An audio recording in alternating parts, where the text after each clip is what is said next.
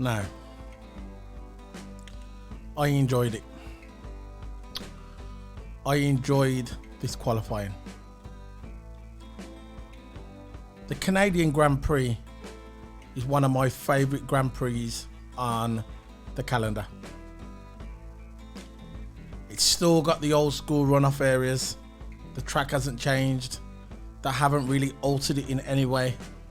You always get great racing here, always.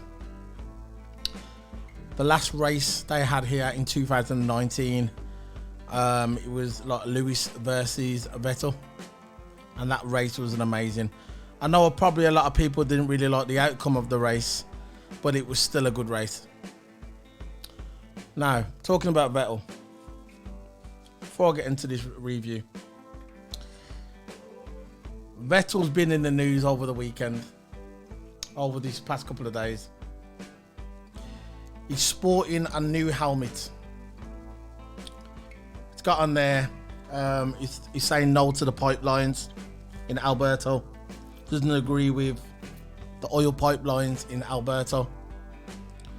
But the Alberta minister caught wind of this on social media, and she's kind of hit back at Vettel. I'll put it unquote. Alberta's Minister for Energy, Sonia Savage, a member of the United Conservative Party of Alberta and supporter of the oil pipeline construction, stated Vettel's stance in a series of posts on social media. So these two have been going, like, she's been on social media past couple of days, stating her opinion about it. Unquote, I have seen a lot of hypocrisy over the years, but this one takes the cake. Savage wrote, pointing out Saudi Arabia is a title sponsor for Vettel's Aston Martin. So, the sponsor on top of Vettel's helmet, Saudi Aramco, is one of probably the biggest oil company in the world. And that is on the front of Sebastian Vettel's helmet. So on the back of his helmet, it's saying, he says no to the oil on the pipelines, but on the front of his helmet, it's got the sponsor of the Saudi oil company called Aramco, and Aramco has got the biggest oil company in the world. The point I'm trying to make is, you remember that thing about Grenfell Tower, that horrendous disaster happened a couple of years ago in London, and all those people lost their lives? Now the sponsor, what was on the front of that building, was on the front, well, on the side of the Mercedes car. And as soon as that came out, our government, very irresponsible of the UK government, blamed Lewis Hamilton. Now, it's not Lewis Hamilton's job. Yeah, it's not Lewis Hamilton's job what sponsor goes. He doesn't dictate what sponsor goes on the car. It's not his job. His job is to drive the car, and his job is to put his input on the car, not what sponsor goes on the front of the car or on the side of the car or at the back of the car. That's Mercedes. They've got a section for that. And but for our minister to come out and say that was Lewis's team, that's all I heard all over the papers. Every news article, every Twitter feed, all says Lewis's team. It's not Lewis's team. The team is a Mercedes team. It doesn't say at the front of the team, Lewis Hamilton's Mercedes team. It's not Lewis's team. When Lewis retires, it's still going to be Mercedes. It won't say Lewis Hamilton's team. But because that minister come out and said it, all the haters came online and started laying into Lewis. Lewis was one of the biggest celebrities to come forward to help out about the Grenfell Tower. He was one of the first ones to come out. And then the government come out and says it's Lewis Hamilton's team. He should be ashamed of himself. He should be ashamed of himself because that sponsor was on the building on the Grenfell Tower. How is that Lewis Hamilton's fault? But as soon as Mercedes found out what happened, they rectified it and it got pulled down. They pulled away from that sponsor. But for them to come out and blame Lewis was horrendous. But the point the bigger picture is, you don't hear people talking about Sebastian Vettel with the oil company on the side of his car. Social media is mute. Nobody's talking about it. No one at all. But remember, with the Lewis thing, everybody was talking about it. That's all I'm trying to say on that matter. You know, it's one rule for them and one rule for Lewis. That's all. Now, enough of that now. On to the race. On to the qualifying. Now, it was a good qualifying. It was exciting from the beginning to the end. My pick for qualifying after seeing practice 3 was Alonso.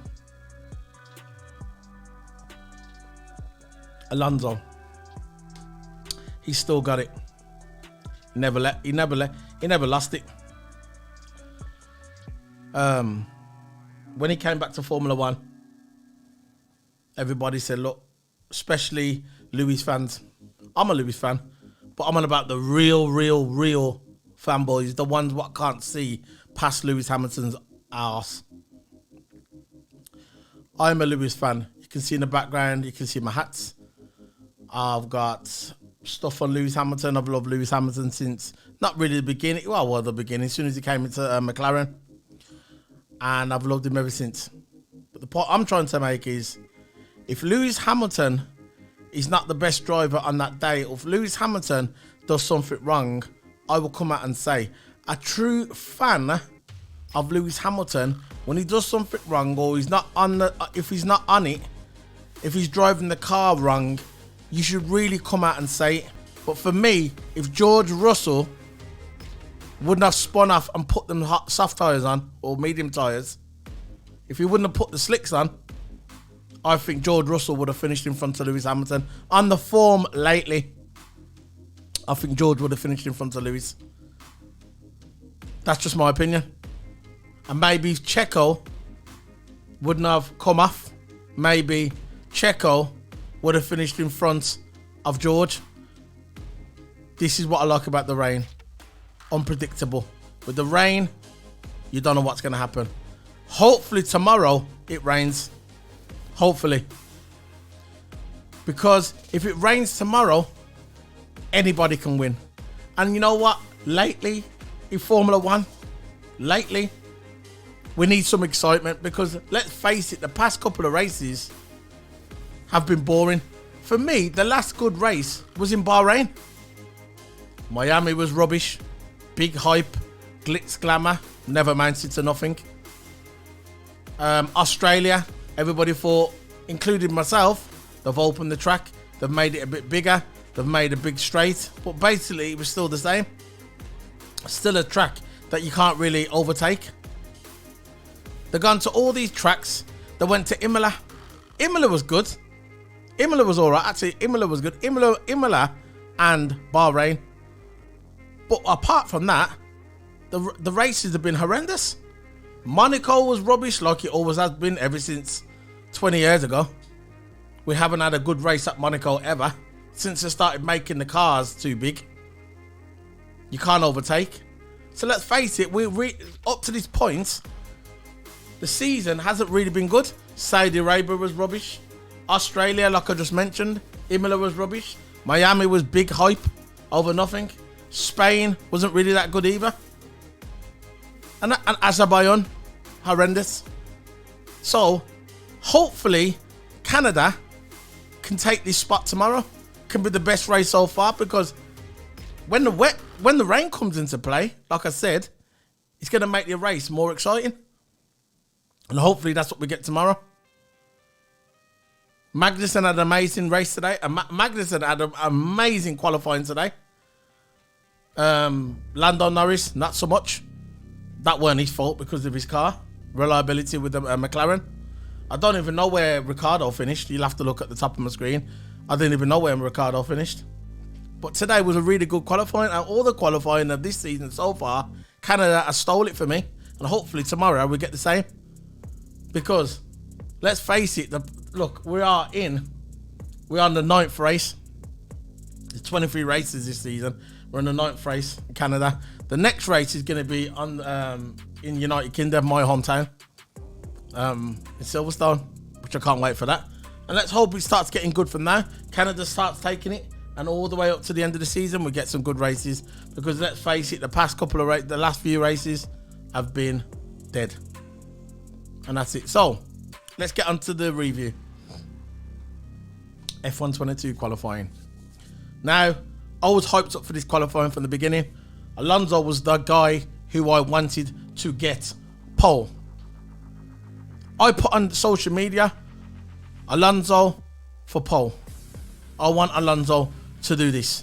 I put on social media, I says, Alonso has still got it.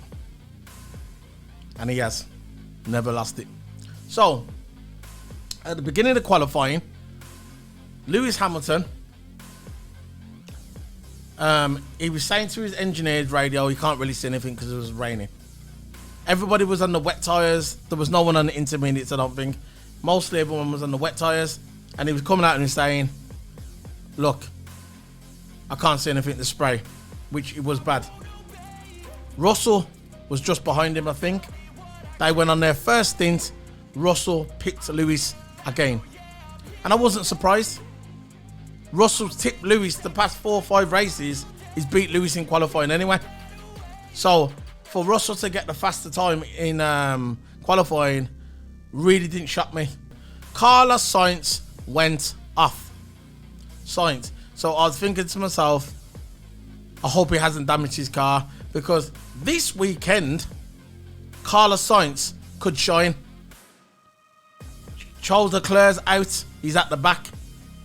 He's got a new engine. His whole car has been rebuilt. He's got a new engine. Everything's new on his car. So it's not a 10 place group penalty. He has to start from the back. So Charles Leclerc is going to start from the back. And this is Carlos's time to shine, to bring some points home for Ferrari. Because Ferrari need them. Ferrari need the points this weekend. If they get 2 drivers out of the race tomorrow, somehow, if it rains tomorrow and them 2 drivers fall out of tomorrow's race, they can kiss that championship goodbye. They need to score good points tomorrow, especially Carlos Sainz. He needs to score them points tomorrow. And he's in 3rd place as well. So, Carlos Sainz went off. He went off into the runoff area. It was sector 2. The runoff area where he went off is where the same place where Vettel nearly went off when Lewis was chasing him in 2019. You know that grass part? It was just on the left-hand side. There's a runoff area. That's where Carlos Sainz went off. The yellow flag came out and it compromised Vettel's lap. Vettel was on a flyer. I reckon Vettel could have easily got into Q2, but because the yellow flag come out, we know the rules with the yellow flag. As soon as the yellow flags come out, there you go. You got to slow down. And Vettel was vexed. He was vexed. So he had to go on another run. Wasn't the same. He tried to get through to Q2 after that. It was too late for him. So Vettel was gone. He was on the radio and he was going, oh man. He was vexed. So that was the end of Q1. I just thought to myself, you know what? Vettel is showing his true talent lately. The last couple of races, he's been showing his talent, and he's still showing people why he's a 4-time world champion. Then you got his teammate Lance Stroll. He's nowhere. Lance Stroll is nowhere. Every time he comes to this track, this is bad luck for him. It was a bit like Senna when Senna used to go to Brazil. He went to Brazil so many times and he never won Brazil. He won it once or twice. But he's been there so many times, and this is what it seems like with Stroll. Every time he comes to this track, it's just bad luck. Just doesn't work out for him. Bit like Jenson Button as well. When he used to come to Silverstone, never won Silverstone. It was always a bad luck for him, the track. That's the way it is. So, Q2. Russell comes out. Hamilton comes out. They go for the warm-up lap, and then they go for another stint. The first stint they come out, Russell edged out Hamilton just. By this time, Hamilton was gaining on Russell. He wasn't in front of Russell, but his times were showing that it was just right close to him. So, Listen, at the end of the day, right, Lewis Hamilton, right, he's won this track. He's won this race. I think it was 7 times. 7 times, 6 poles. That's got to be the record. He's equaled Schumacher for the most wins at Canada, but I think that he's equaled, he's passed Schumacher for the most poles at this track. So basically, Lewis Hamilton is the GOAT on this track. This is one of his diamond tracks, just like Silverstone, just like Hungary, just like the USA. All of them, they're his diamond tracks. This is one of his diamond tracks. So for Russell to come out and edge out Hamilton here in the wet, you know Russell is destined to win the world title. If Mercedes can get that car right for next year, no problem for Russell. I think Russell can still win the title. He can win. He can be a multiple world champion. I'm not saying that Lewis is not going to win the world title. Look, put it this way: if Mercedes come out next year and they've got the best car, no problem. Lewis can win the title. But I'm just saying, Lewis is not going to be there forever. Eventually, he's going to be gone. He can't race forever. I think Lewis can do it to his 40. He's 37 years of age now. He can easily do it to his 40. I wouldn't be surprised when next season comes, he signs a new contract for 2 years and maybe a possible extension to bring him up to 40 years of age. Because if Alonso can carry on, and Alonso's 41, coming up to 42, if Alonso can continue, Lewis can as well, because Lewis is a lot younger than Alonso, and Lewis has still got the passion. There's a lot of people saying that Lewis has lost his passion. He might be hurt from that last year. Of course he's hurt from last season. He's not going to come out and say it, but because he's hurt, of course he's hurt from last season. He had that title robbed from him. He won that world title last year. I don't care what anyone says. He won that world title last year and he got it robbed from him. But of course it's still hurting. But the ones that are saying that, he's just a crybaby, he's a crybaby, they're the Red Bull fans and the Lewis Hamilton haters. Not interested in them. I'm interested in facts. The FIA admitted that he lost. I mean, they made a mistake. They made the mistake and Lewis got robbed. Very simple. It's documented. Let's go on the FIA website. It says there in black and white. Very simple. Don't take my word for it. Go on the FIA website. They made a mistake. Lewis got robbed. Simple. So, Russell was still ahead of Hamilton at this time. Hamilton went a little bit wide. That's why Russell edged him out. He went a bit wide just in the last sector. That's why Russell just edged him out. Maybe if Hamilton wouldn't have went wide in that corner, he probably would have beat Russell there, but he never. That's racing, and that's racing in the wet. Nearly 1 second ahead Russell was of Hamilton. So, obviously, it cost him going wide in that corner. Yeah, the yellow flag came out in Q2. Yellow flag, it was Albon. He went into the techno barrier on Sector 2. Same place where Vettel went into and crashed fighting Lewis Hamilton. Like I said, that same sector. When Lewis was fighting Vettel in 2019, that barrier just ran there. He went into that barrier. Albon did, and I think Albon was that was the end of Albon. Albon was out of the qualifying by this point. You knew he was going to get a couple of drivers going out. He was one of them, and the one before him, I think it was the one after him. I think it was Perez.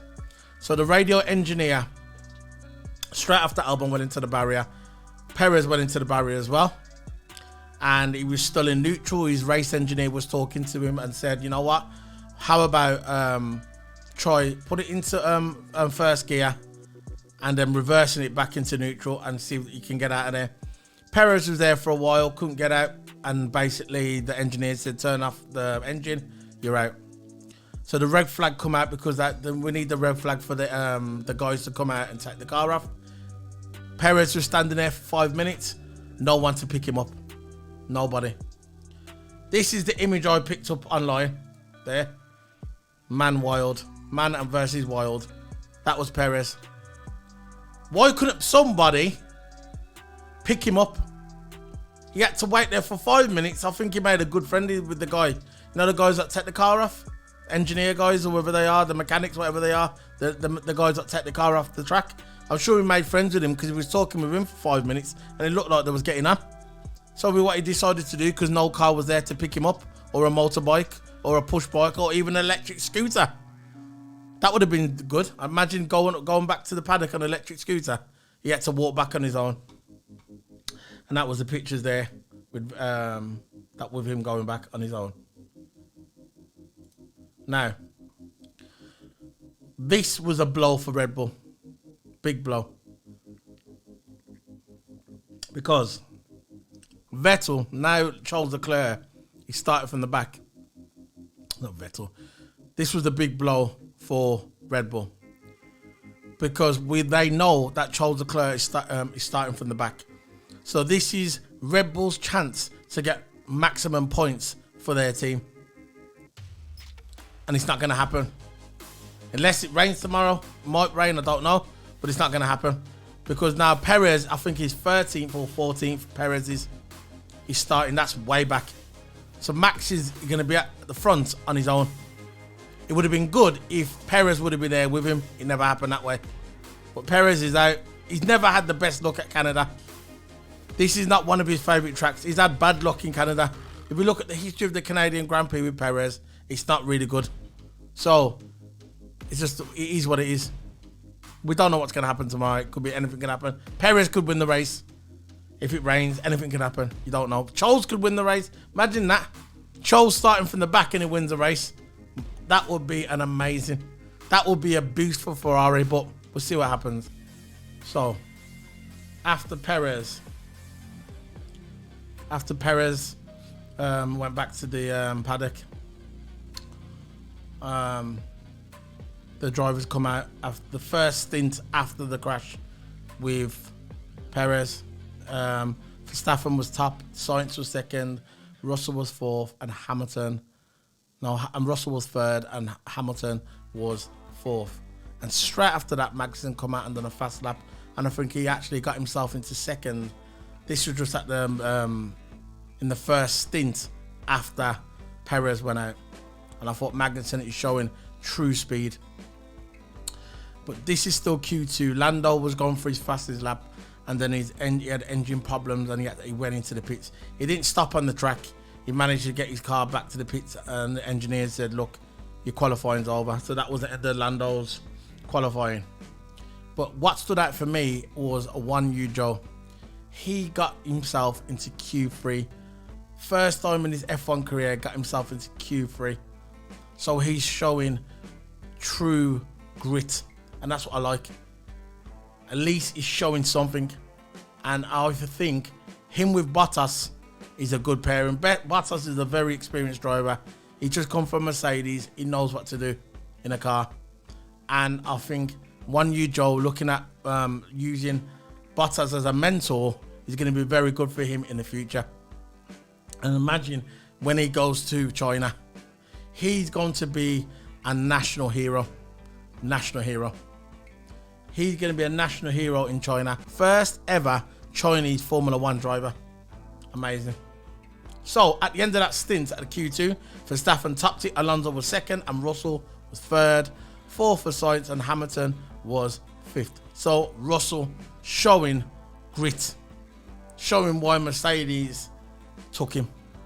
Formula One champion in the future, definitely. Multiple, in my opinion. So, Q3.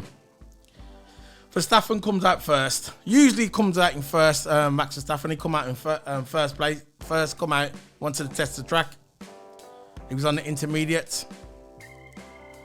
But wow.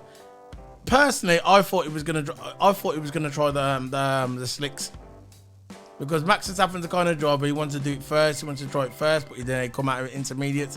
By this point, I thought, look, the track looked dry. It looked like it was drying out. And but basically he stayed on the inters. You remember what I was talking about when Lewis come out in Q2 and he said, I can see a dry line? I think Russell heard that, or his engineers heard that, passed the message on to Russell, and I think Russell, he likes to think outside of the box. He likes to make the decisions, just like in Miami when he was like 8th place, Hamilton was 5th place, and everybody started to pit, and Russell was on the hard tires to begin with, and Russell told his engineer and said, look, let's stay out, see what happens. He probably knew there was going to be a safety car, and there was a safety car, and it worked out for Russell, and that's why Russell finished where he finished. And I think he thought to himself, right, I'm going to try something different now again. Let's put the slicks on. Let's go for it. So he went for it.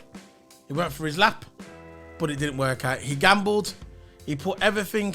It's like at a poker table. He went all in. Russell, he went all in on the poker table, and he failed. He failed. He spun, and he went into the barrier, and he lost time, and that was him. He didn't have enough time to go for it again.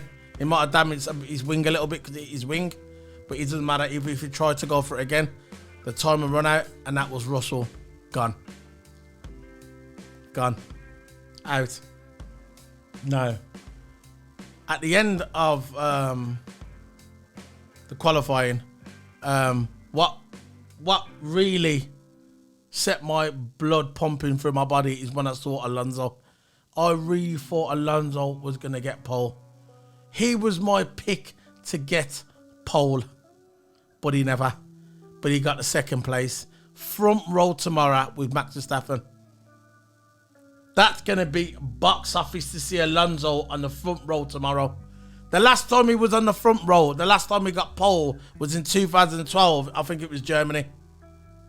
When he was with, I don't know, I think it was Ferrari. What was it? Well, it was probably McLaren then. Unbelievable. He's going to be on the front row tomorrow with Max Verstappen. Box office.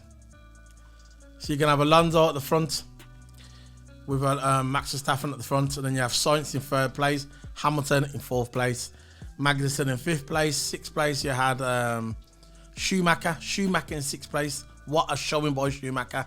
Absolutely amazing. Seventh place Ocon, eighth place Russell. Ricardo was 9th, 10th, won Yu Zhou, first time into Q3. First F1 Chinese driver in Formula 1. Amazing. Congratulations to him. 11th place Bottas. 12th place Albon. 13th place Perez. That I don't think Perez wanted to be there, but that's it is what it is. 14th Norris, because he had engine issues. He had to go into the pits early.